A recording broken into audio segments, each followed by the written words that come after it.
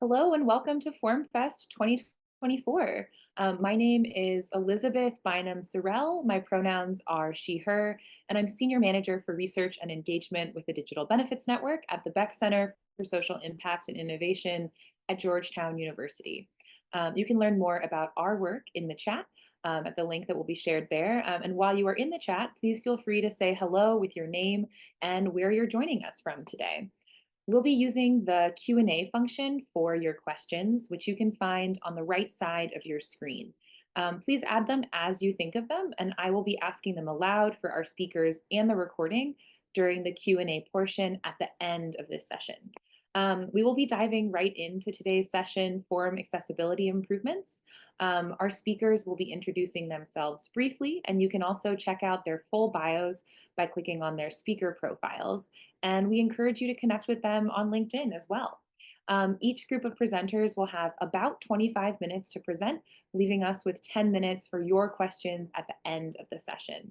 Again, a big welcome to FormFest, and I will now turn it over to you, Laryn, Erin, and Kylie. All right, sharing my screen hopefully now. First of all, I just want to say hi to everyone.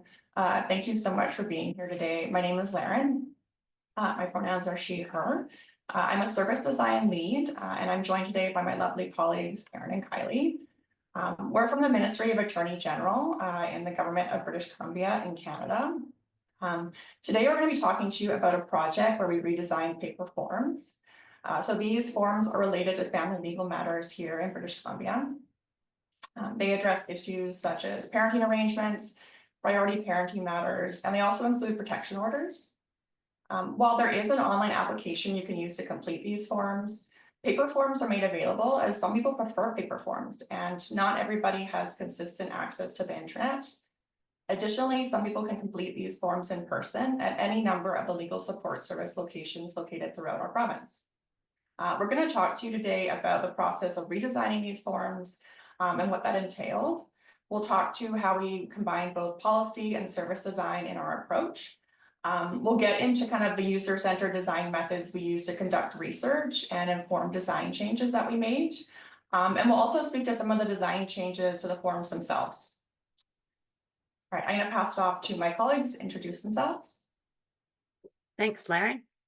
So this project required expertise from policy and service design disciplines to effectively address the unique challenges that these forms posed. I'm Erin Smith. I'm a senior policy analyst with the Family Policy Legislation and Transformation Division. Our team is responsible for private family law legislation, including statutes and regulations in British Columbia. I was the project lead and brought extensive policy expertise, especially in the areas impacting family law, knowledge of complex requirements of the court forms, as well as their legal implications. And I was responsible for ensuring our forms met regulatory standards while also being user-friendly. Hi, my name is Kylie. My pronouns are she, her. I'm a policy analyst also on the family policy team that Erin is on. I played a key role in building the forms and merging the policy and design approaches.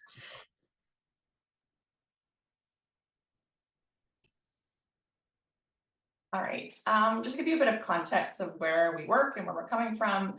So we work for the BC Public Service here in British Columbia, and we all work within the Ministry of Attorney General, and then within that ministry, the Justice Services branch. So this branch includes 8 different divisions with hundreds of staff across our province.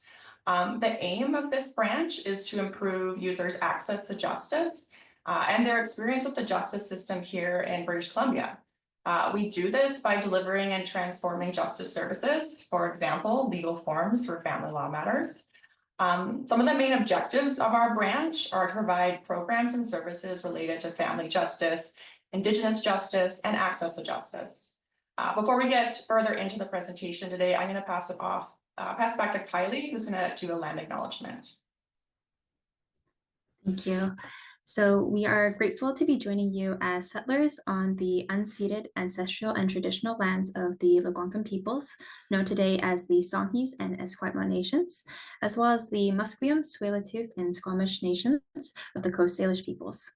These lands have been cared for and protected by their ancestors and communities for generations, and we're very grateful to be gathered here together today.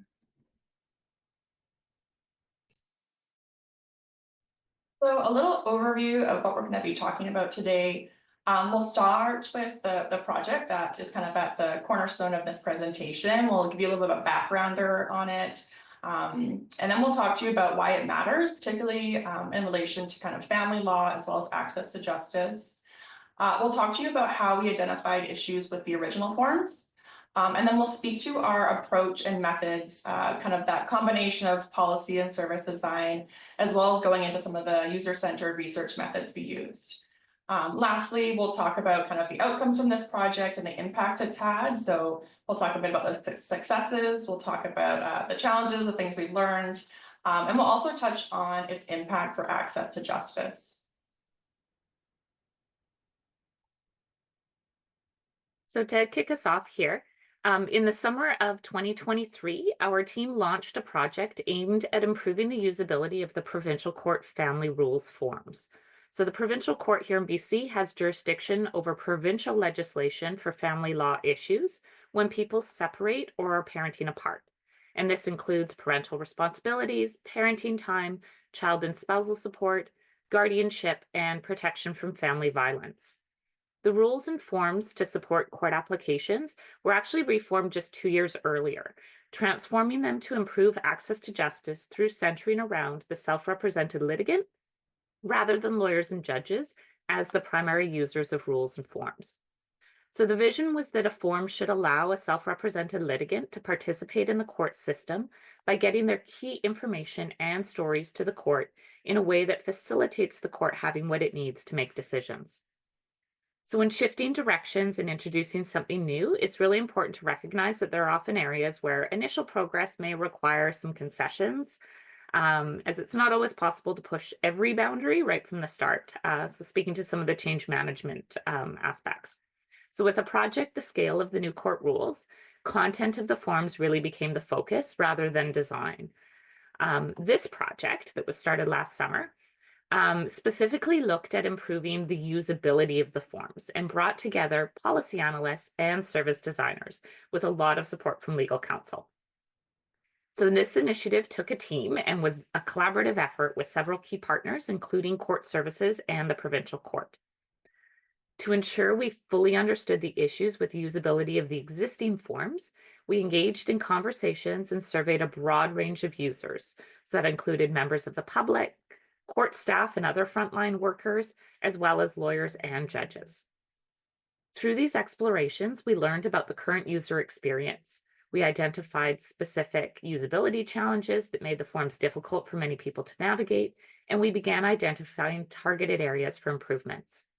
The aim of the project was to create forms that met legal standards, but were also intuitive and accessible for those navigating the family legal system on their own without a lawyer. And overall were clearer, more effective, and easier for everyone to use. All right, so I'm going to talk a little bit about why this project matters, particularly for our branch. So self-represented individuals, so those are individuals that are navigating the legal system without the help of a lawyer. They're increasingly common here in Provincial Court Family Matters in British Columbia. And this really highlights the need for legal processes that are clear and accessible. The stats that I'm sharing here just kind of emphasize the importance of user-centered design in creating justice systems that support all users in their access to justice. As you can see, there's a large portion of the population that's navigating family legal matters without a lawyer at this time. As we're going to be talking about access to justice a bit throughout this presentation, I also want to quickly pause and speak to what it is in the context of the project we're discussing today. So access to justice refers to the ability of individuals to understand and use the legal system to protect their rights, resolve disputes, and obtain fair outcomes. It ensures that everyone, regardless of income, background, or circumstance, can participate in the justice system and have their voices heard. The forms that we're talking about today, they're an example of efforts to improve access to justice for individuals here in British Columbia. These forms can be completed without the help of a lawyer, and the intention is that individuals who use the forms themselves can still have equitable access to family legal issues, just as those do with a lawyer. So while the forms and the rules which they support are kind of products of policy, it's important that the methods we use to redesign the forms balance the needs of our diverse users. So we did that by bringing together both policy team members and service design team members from different areas of our branch to collaborate on this project in a really innovative way. So just a little backgrounder here, policy is obviously the set of principles, rules, or guidelines that governments create to address issues, guide decisions. It shapes how systems operate and it impacts the lives of those who are affected. Service design is the process of improving or creating services to make them more user-friendly, efficient, and accessible. It considers the needs of both users and service providers, and it focuses on the entire journey and experience. So we combined both policy expertise and service design know-how to address the redesign challenge. The policy team brought an understanding of regulations and guidelines to maintain legal requirements on the forms. They identified key stakeholders like judges and other frontline staff who were key in providing feedback. And they were also able to define the project needs and limitations from a policy viewpoint. On the service design side of things, we identified the research activities that would be helpful for identifying problems with the original forms and developing new ideas. We were able to introduce activities like user testing, and we helped recruit and compensate members of the public for user testing to make sure we were reflecting the value and importance of their user knowledge and perspectives. The collaboration between our two teams allowed us to maintain policy objectives while balancing the needs of diverse user groups. So once the policy and service design teams are ready to collaborate, it's time to get started. Early on, user feedback was really integral to understanding the project scope and the problem space. The project began with surveys. These were done to better understand the key challenges users were having with the original forms. This consisted of 5 different surveys conducted to understand the key challenges of diverse users. So each survey type was specific to a different user group. So members of the public had one, lawyers had one, judges had one, legal support staff had a different one. The 5 surveys collected over 147 responses from members of the public, support workers, paralegals, legal assistants, legal advocates, lawyers, and judges. And the surveys resulted in over 750 unique data points. So once we had all that data, the 750 data points, we needed to do something with it. We used it to help frame the problem space, which was a critical step in ensuring the solutions would be user-centered. We created an advisory group that included judges and members of court services. So that's another branch within the large Ministry of Attorney General. And they helped advise on the data and assist in analyzing it. This group participated in virtual workshops where we leveraged design thinking to understand the survey data. We participated in activities like affinity mapping, which helped us organize the research findings into themes. And we facilitated some how might we activities, which helped us to turn the challenges and data from those original forms into opportunities for solution design in our new form prototypes. These activities helped ensure that our project was grounded in real user needs, and it allowed us to balance different perspectives when analyzing the data, including those of the advisory group. So when we're redesigning these forms, it really required us to carefully balance several competing needs, as these forms are used by different users with different needs and objectives. So members of the public use these, lawyers use these to support their clients, judges use the forms to make decisions. For the public users, the forms have to be concise and easy to navigate with clear instructions to support comprehension. At the same time, we can't compromise on the legal requirements that dictate what information must be included. Simplifying language was crucial for accessibility, but we also had to ensure users would not be disadvantaged in court by unfamiliarity with legal terms they might encounter. So if we have a more simplified term in a form, we want to make sure that they'll still understand that term when they go into court. Finally, the forms had to work for judges who rely on structured, clear information to make informed decisions about claims. So before going any further, we have the old form and what it looked like prior to the redesign. And some of the major pain points for users were how long the forms were, which made it feel overwhelming before they even start. The complex language and legal terms, Poor formatting and design also make the form difficult to navigate and know what needs to be completed and what doesn't. And what you'll also notice is that there are no clear sections to separate the different parts. There aren't page numbers to indicate your progress or other visual cues to help guide the users to important information and instructions. They all kind of just blend into each other. This can often lead to questions being missed or the client just misunderstanding the question. So after identifying the main issues, we started by prototyping solutions that would address these diverse needs. And it was extremely important to us to come up with solutions that would work for everyone. And we began by simplifying the forms, removing unnecessary content, and consolidating information. This made the forms easier to understand for those without legal experience, but also streamlined things for legal professionals who needed to quickly access the client's information. We also focused on creating a more intuitive structure. We did this by adding clearer page numbers, better highlighted headings, and a more logical flow of information, ensuring that the forms were easier to follow no matter who was using them. And this was all about balancing clarity with functionality. Addressing legal jargon was another key area of focus. We rewrote complex legal terms in plain language, but we also added a sidebar with legal definitions and helpful tips. This was a way to balance the need for accessible language while also preserving the legal accuracy of the content. And finally, we tackled navigation. Since multi-sections forms could be very overwhelming, we added these instructional menus and progress indicators throughout the forms. And these elements all help to make the users feel more confident about where they were in the process and provided a clear guidance along the way. So once the prototypes were ready, it was time to get some feedback. And in January of this year, we hosted a public user testing session in Vancouver. And despite some challenges like having to reschedule during a huge snowstorm, we were still able to get 6 participants to join us in this testing. During the session, participants completed tasks designed to uncover any usability issues. And we then followed up with questions to dive deeper into their experiences and highlight any pain points. In addition to the public testing, we also worked closely with key stakeholders, including court staff, the family justice service staff, and judges through virtual workshops. And their feedback was critical in helping us balance the needs of the system as a whole with those of the individual users.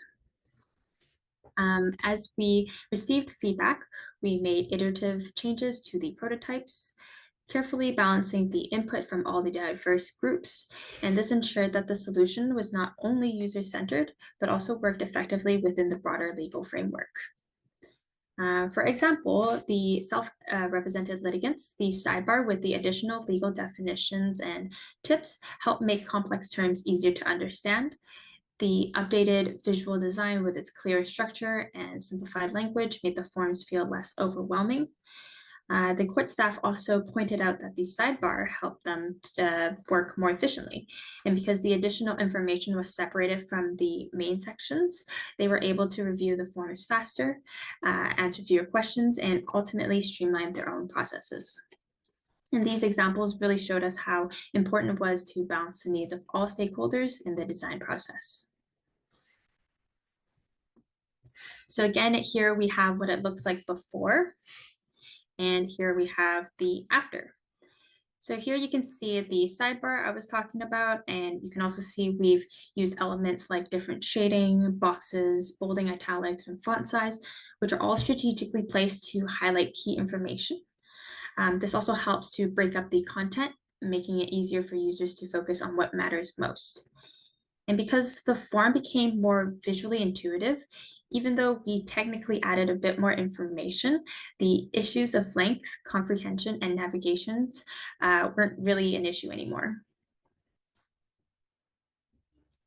So the successes of this project really highlight the impact of balancing design, collaboration, and thoughtful processes to drive service improvements.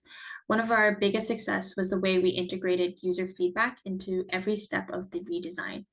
Balancing the needs of all stakeholders while ensuring the solution was truly user-centered was a challenging but rewarding process.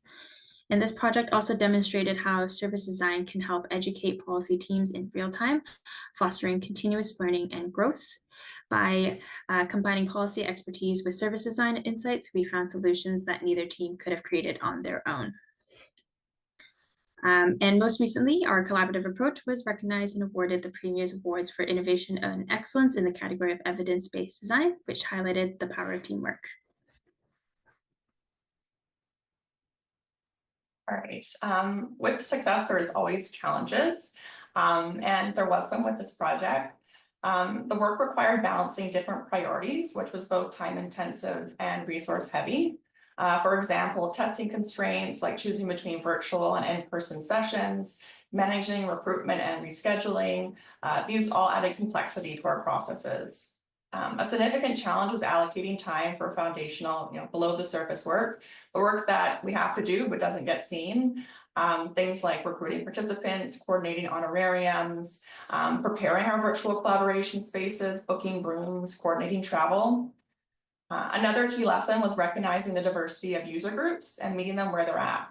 Different users have varied levels of familiarity with legal processes, and our solutions needed to be flexible to address these differences. As the designs have been implemented, we've also realized the importance of change management. So adopting new forms requires cultural and procedural shifts, not just technical design changes. For example, some members of the public complete these forms more frequently than others. They might be updating parenting arrangements.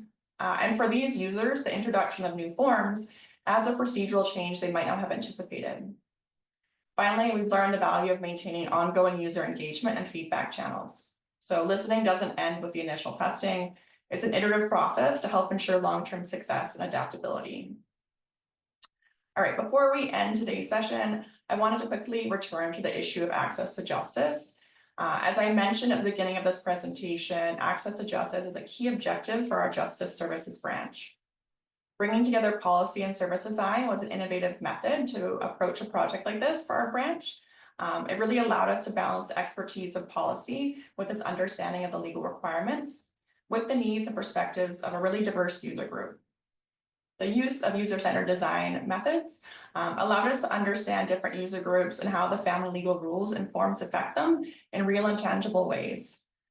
These methods supported us in speaking to users accessing justice and those involved in supporting that access. This method really allowed us to bridge gaps and support meaningful improvements to how services such as paper forms are delivered, which is critical for improving access to justice for individuals, particularly those who are navigating the legal system without support.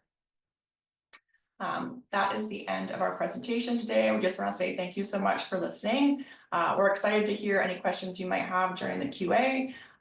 But if you have questions that don't get asked or you just like to network, feel free to reach out to any of us. Thank you so much to our presenters from British Columbia.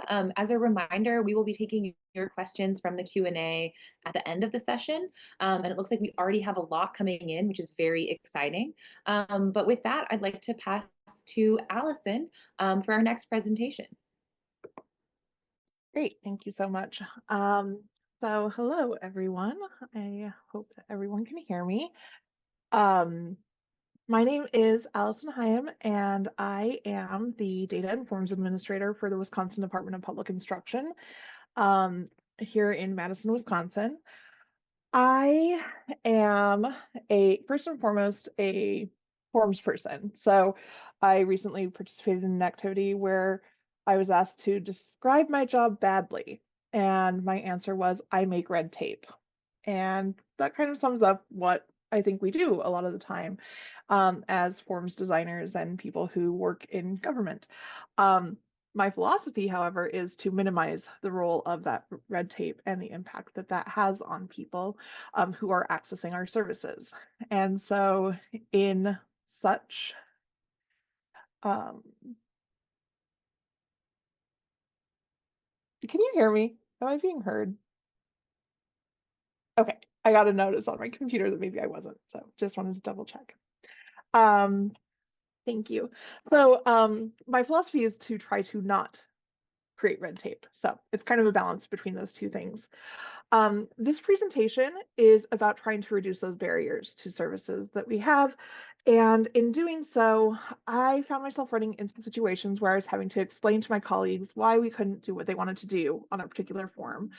So I was working with some of the subject matter experts within our agency and finding that we weren't on the same page, and as we were having these conversations.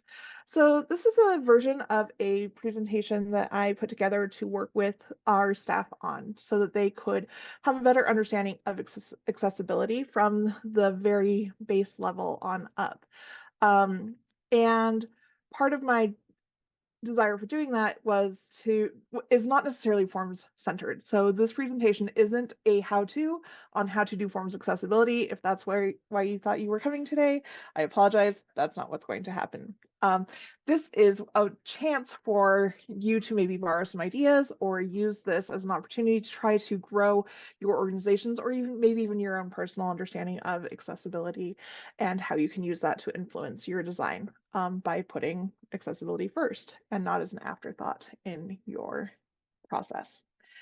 So to start off with, I think that if you attended this session, you probably have a good sense of the answer to this question, but why should we care about accessibility? So a little pop quiz, because I love a pop quiz first thing in the afternoon, because it's the law, because our grants say that we have to, because inclusion matters, because it will improve our work product, or E, all of the above. And as you suspect, the answer is E, all of the above. All of these things matter.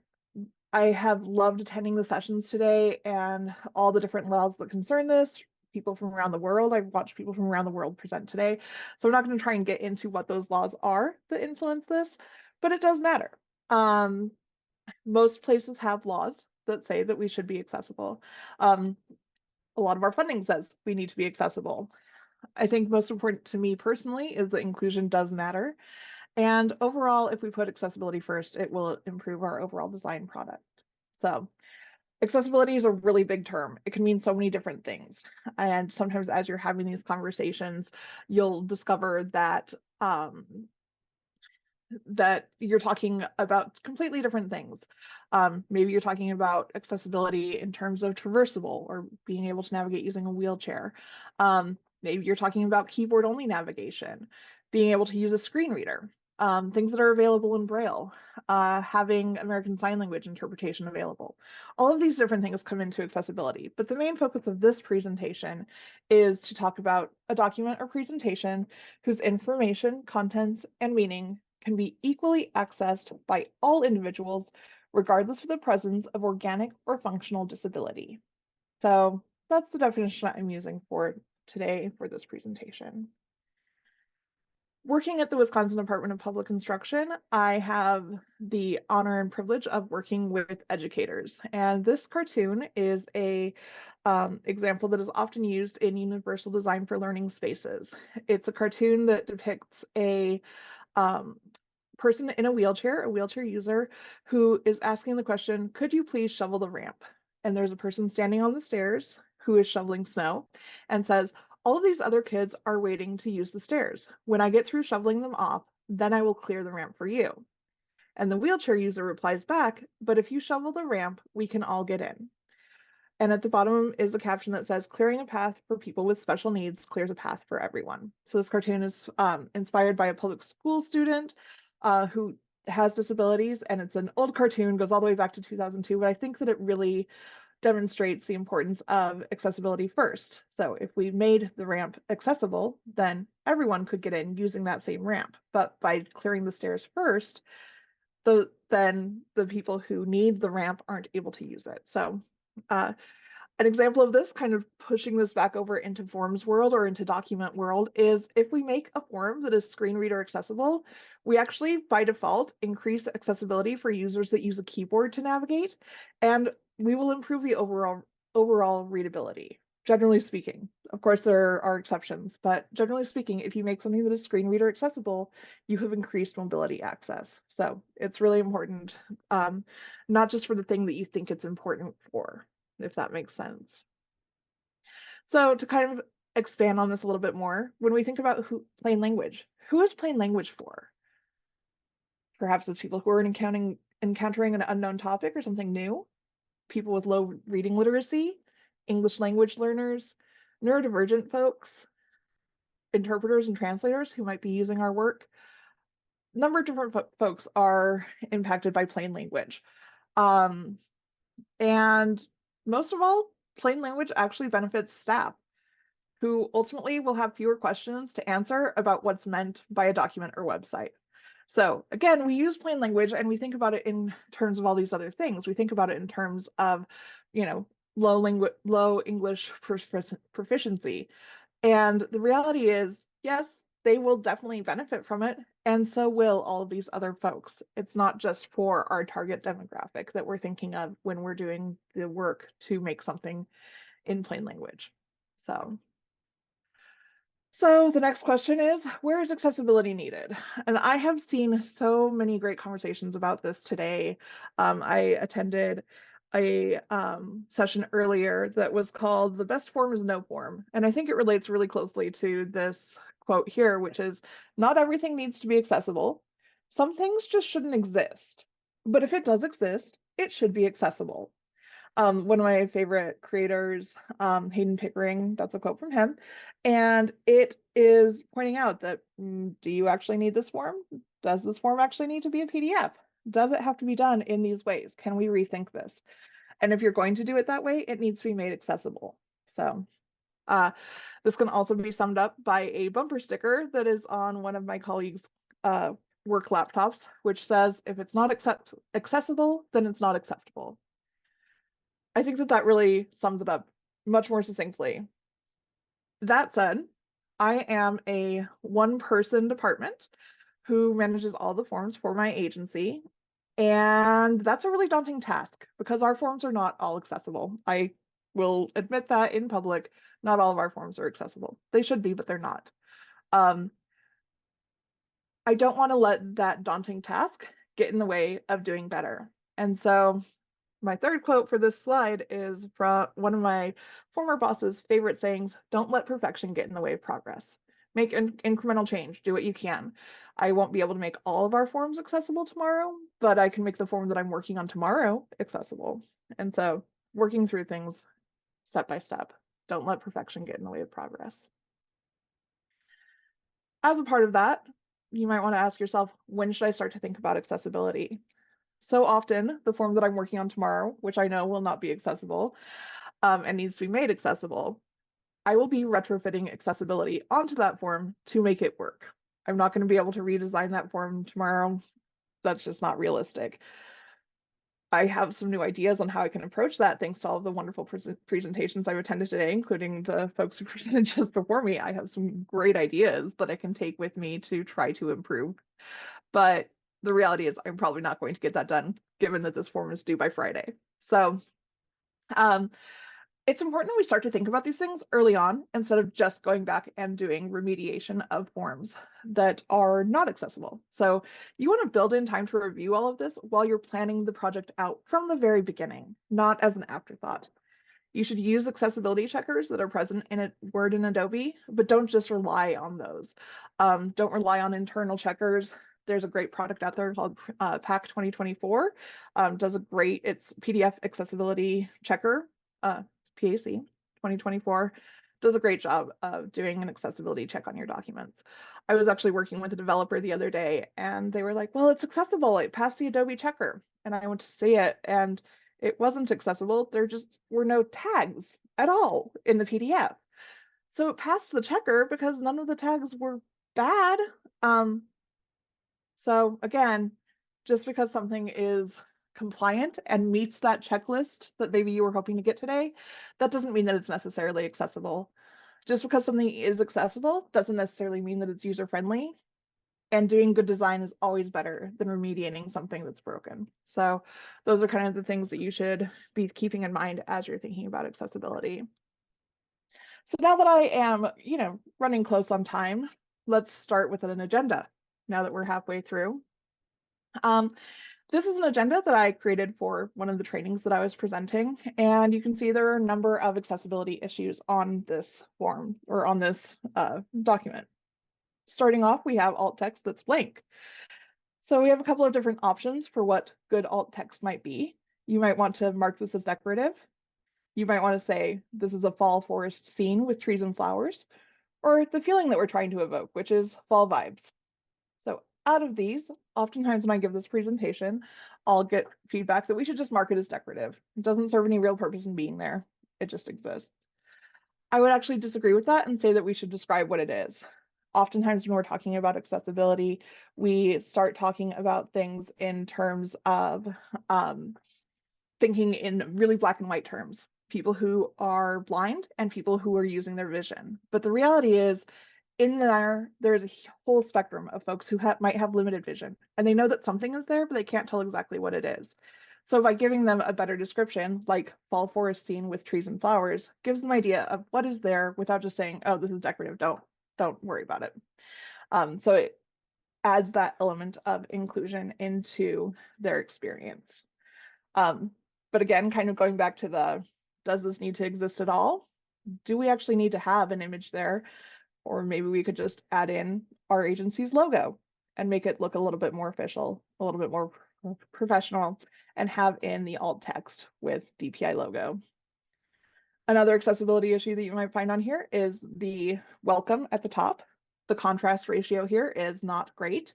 And so we could change that out and give it a better color. Simple changes that make a big difference. Down here, you'll see that we have some interesting facts about blindness, and they are in an interesting font.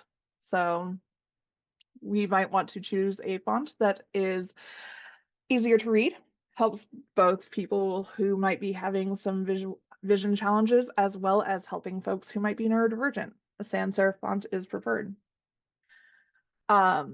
Lastly, we have this agenda, and the agenda is in a table that is not a table. I think if you have designed a form or experienced a form, you have seen a table being used to hold structure and a table that is not a table. I think it's the #1 rule of form design, don't do this. And of course, everybody does this, right? As I was putting this presentation together, I was working with one of my colleagues who works at the Wisconsin School for the Blind and Visually Impaired. And I was like, okay, so let's put this presentation together. And I was like, we'll just get rid of the table and, make that part disappear. And we will say, this is so much better. So now we don't have a table that's not a table. And she was like, hold up, Allison. Actually, this is worse. Having this space here with nothing in it is actually a worse design choice than having the table that wasn't a table, having that merged cell across the top. So not letting perfection get in the way of progress. Oh, I learned something new. Here I am putting together a presentation on accessibility and doing accessibility badly. Awesome. But her recommendation was to actually redo the table altogether and pull it out so that, let's see if I can get it to show up here. We can get rid of the welcome at the top, move the word agenda up there, and then make a table that is actually a table. So we have a column for the times and a column for the activities. This is a table that is actually functioning as a table. Much better design choice. And lastly, the last one that we have on here is we have a click here to download slide deck. And that is one of the big accessibility no-nos. You would never want to see click here. You want to actually have descriptive information about what it is. So you could replace that with download slide deck. It's always important that we check our links, just like you would anytime you're doing a document. And I click the link and, oh no! Happening. So I clicked the link and I was taken to the redheaded British singer Rick Astley singing his song Never Gonna Give You Up. So this is a Rickroll, commonly known as a Rickroll, and I want to thank you because my partner bet me that I would not put that into a presentation that I was giving, and here I am. So I get dinner made for me tonight, so thank you for bearing with me. But I do have a question about this. Is this Rickroll accessible? So as we're thinking about this, everyone was Rickrolled equitably, regardless of organic or functional disability. Everyone clicked that link and was taken to the same location. So it was an equitable Rickroll. And this is where accessibility and usability are not always the same thing. So in this case, all I had to do was pause the video, stop the sound so that I could continue on with my presentation. If I was trying to navigate all of this without vision, trying to use keyboard only navigation, or just trying to figure out my way through the presentation, what took me a couple seconds as a user who is using my vision to navigate takes me a couple seconds. Someone with a disability, that might take minutes to try to sort out and get to the correct place. So just because something is equitable or technically accessible doesn't mean that it is usable. So that's just an example, a little fun example. Again, thank you for helping me not have to cook dinner tonight by bearing with me on that one. So this is another activity that I've used in my presentations with staff to try and help them to understand. I do want to give a little bit of a warning here. This activity involves scrolling text. It's going to scroll by very quickly. If that is something that does not support you, that would make you feel not good, make you feel dizzy, nauseous, cause a seizure, I will give a countdown so that you can close your eyes before it happens. But if you are able to participate, I want you to try to give me the main headings or the main topic of what this is about. So I'm going to go ahead and give a countdown and try to get a sense of what this text is about. So we have 3, 2, 1, and scrolling text.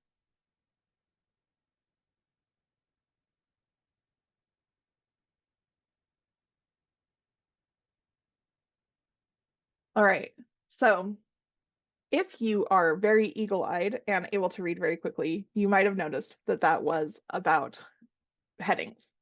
Also, there was a clue at the top that says this is the headings activity. That whole article was about headings. It went by very quickly. So I'm going to give that activity one more time, and this time try to get the main points and the main information out of it. So again, I'll give another countdown so that you can close your eyes if watching scrolling text would not be beneficial to you, but try to get the headings a second time. 1 second. And so 3, 2, 1.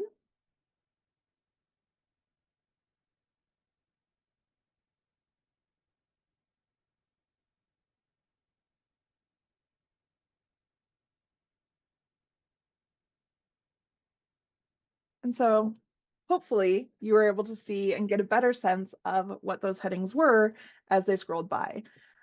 Put a lot of time and effort into developing that activity because I wanted to ensure that those were actually scrolling at the same speed, and they are.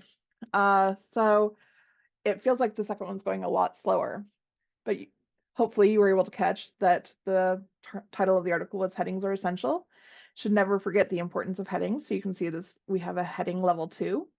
Going down to the next level, we have heading level 3. They're going to help your audience find important details and give your audience the main points. You get to control the sections and landmarks. You can up your headings game with some pro tips. And again, you can win bets by using headings. If you'll notice, never gonna give you up. Now my partner has to cook me dinner for a week. So again, thank you for bearing with me. And again, if you look at this, it might remind you of something that you encountered in high school or maybe even middle school, college, when you had to outline a document before you started writing it. So if we start thinking about things from a perspective of, if you want to do good writing, do an outline first. Put your title in there, put your sections, break out your thoughts, and help organize your thinking beforehand. If you do this using headings and thinking about it in terms of headings, it's going to help your overall work product. You're going to have the same information, heading 1, heading 2, heading 3, and it helps organize your information so much more clearly, both from a screen reader perspective and just from a good writing perspective. So double benefit. Some tips as you're doing this: use the templates that are available in whatever you're using, oftentimes Microsoft Word. If you use the templates that are available to you, use the styles that are preset up in that top bar at the very top of your screen. If you are in a position to be able to set those for your agency, set them to your style guide. We did that recently within my agency, and we were able to make it so that it saves our staff time So they don't have to think about the styles. They don't have to think about the colors. Everything is preset for them. They just have to click heading style 1 and everything will be set correctly. Saves them a lot of time. Same with using lists. Use the bulleted lists, use the numbered lists that are available to be pre-formatted by whatever tool you're using. Google Docs does it, Word does it, both of them are really functional. And again, if you use those, it makes the accessibility at the end so much easier. But again, you want to be doing that at the very beginning of the project, not at the tail end. So it's not an afterthought. It's something that you do really early on.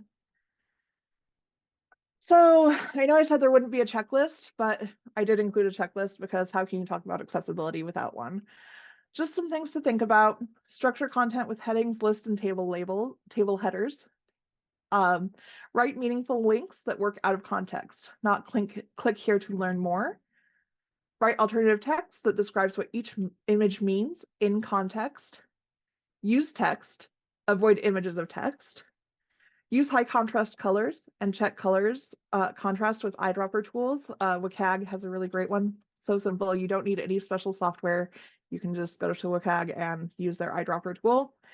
Don't rely on color alone to convey meaning. I actually cut out an activity that I would usually include here where we have a couple of circles, red and green to indicate yes or no. And don't do that. Red-green color blindness is really common.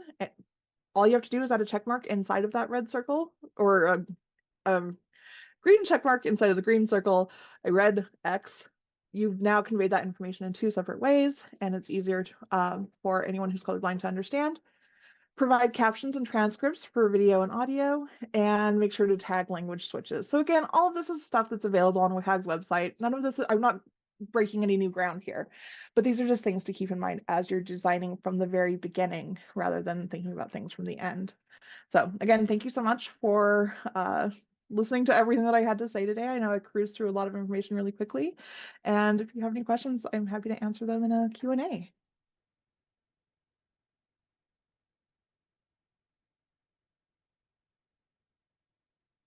I was not unmuted. Here we go. Thank you so much, Allison, for that fantastic presentation. I'm really excited to get to our audience questions. So please, for our folks who are listening in, keep adding those questions to the Q&A box and be sure to upvote your favorites. We're going to get to as many as we can in the next 10 to 13 minutes or so. But the first question I would like to ask is for our team in British Columbia. So we had kind of a cluster of questions that I'd like to present to you all together. One of our attendees noted that when working to simplify forms of a legal or technical nature, they often hear, we'd like to simplify this language, but it has to be there because of X, Y, or Z law or regulation. Is that something that you all came up against? And how did you respond, or how might you recommend responding?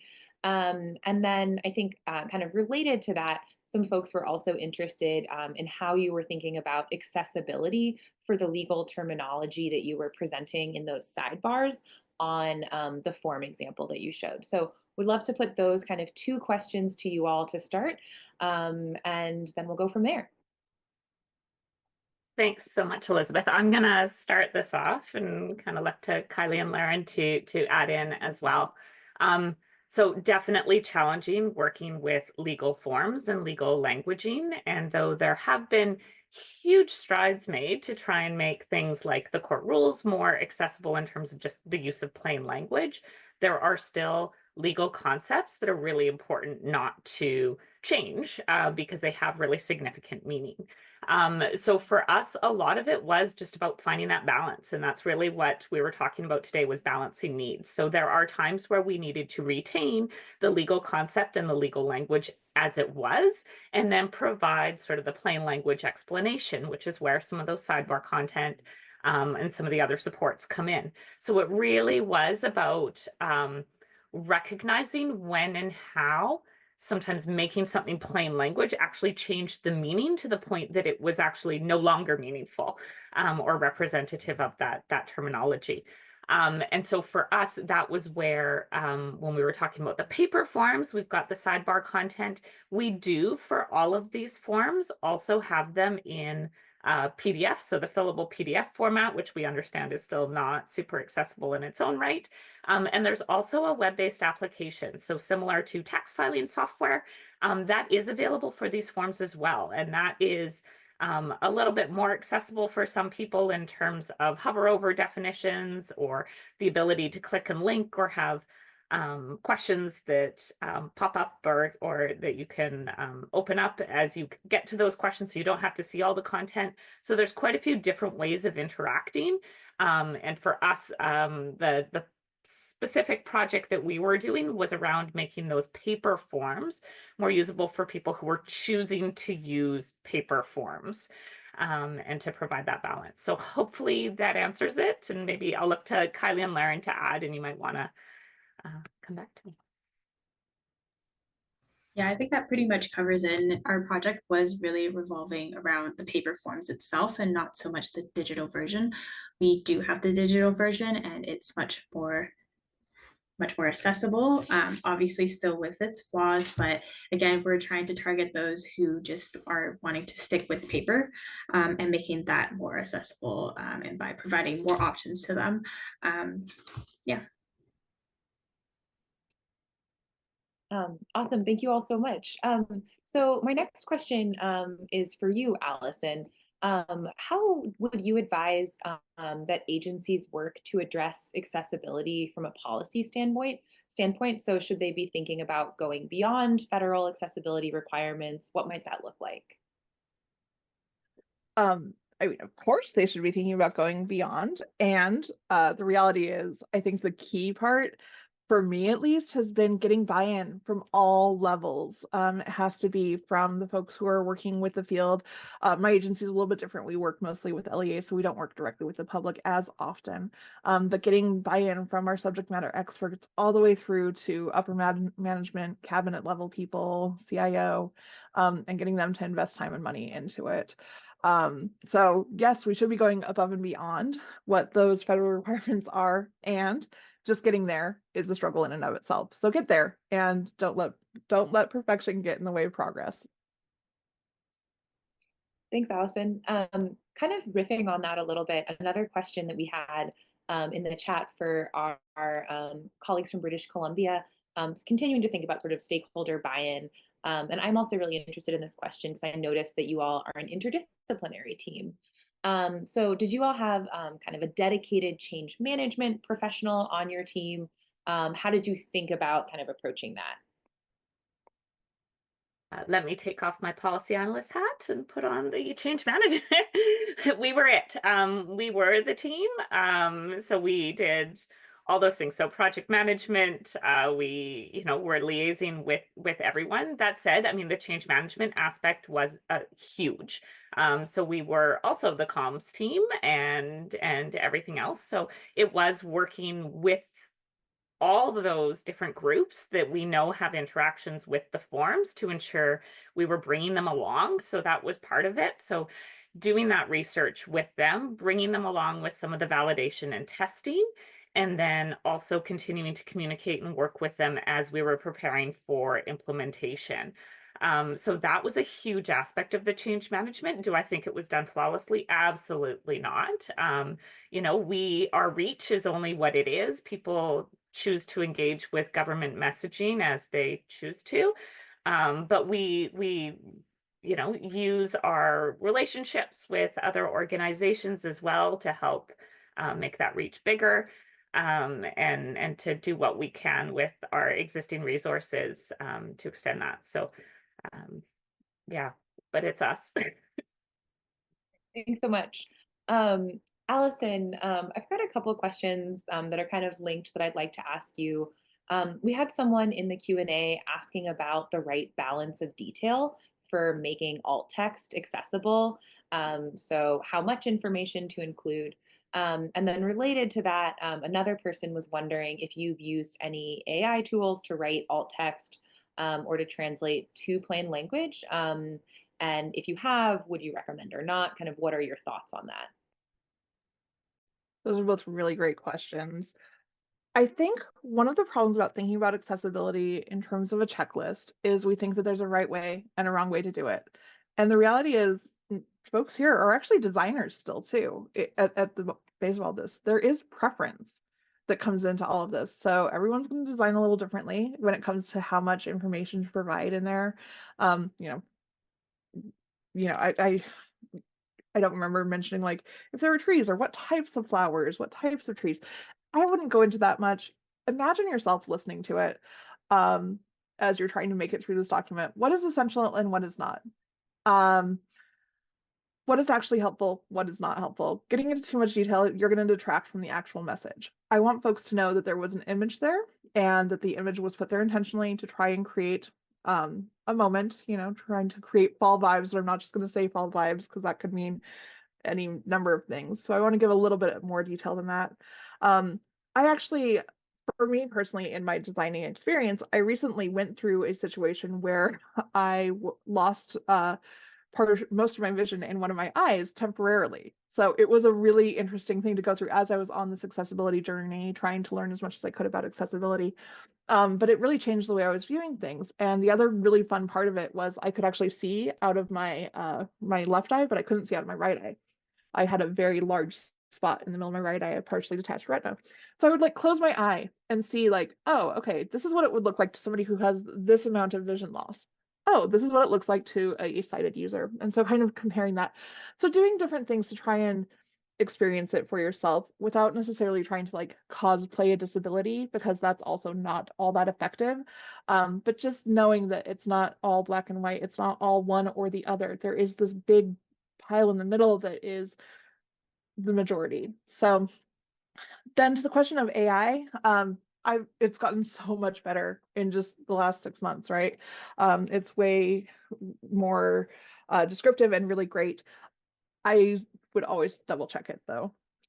It doesn't know what it is. It doesn't always know, and it doesn't always give a good level of detail. So yeah, absolutely use it.